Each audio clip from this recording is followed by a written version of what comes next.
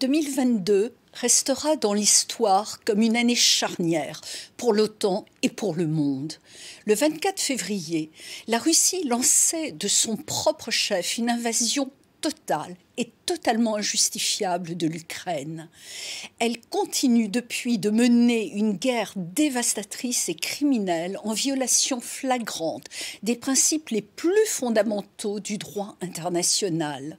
La Russie de Vladimir Poutine cherche à détruire une Ukraine dont le modèle démocratique lui était devenu insupportable.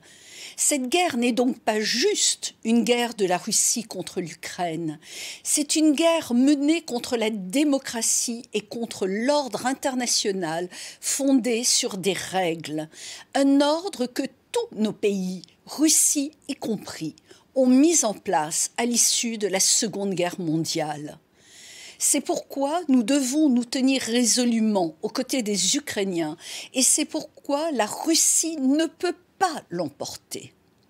L'Assemblée parlementaire de l'OTAN a affirmé son soutien plein et entier à l'Ukraine dès les premiers signes d'un déploiement russe sans précédent aux frontières de l'Ukraine à la fin de 2021.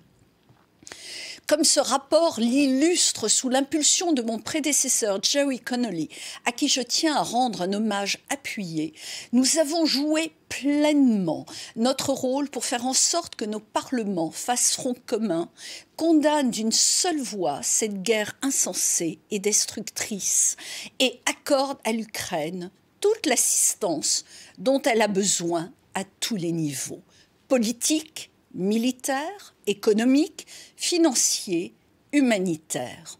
C'est cette unité et notre détermination à soutenir nos amis ukrainiens que Vladimir Poutine n'avait pas anticipé, qui continue aujourd'hui à faire la force de notre réponse à l'invasion russe.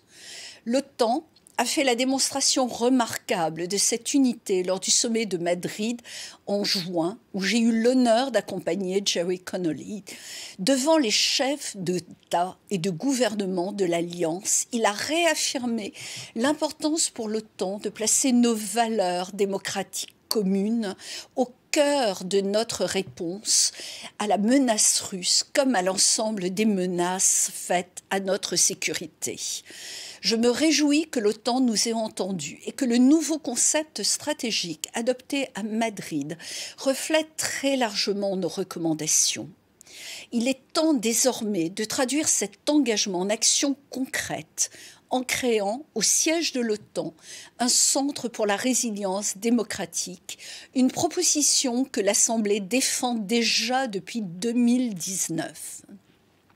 J'aurai à cœur de poursuivre ces priorités en 2023, au premier rang desquelles figure notre soutien indéfectible à l'Ukraine et de faire entendre la voix des parlementaires de l'Alliance et, à travers eux, celle de nos concitoyens, à ce moment si critique où l'enjeu n'est autre que le monde que nous voulons léguer à nos enfants demain.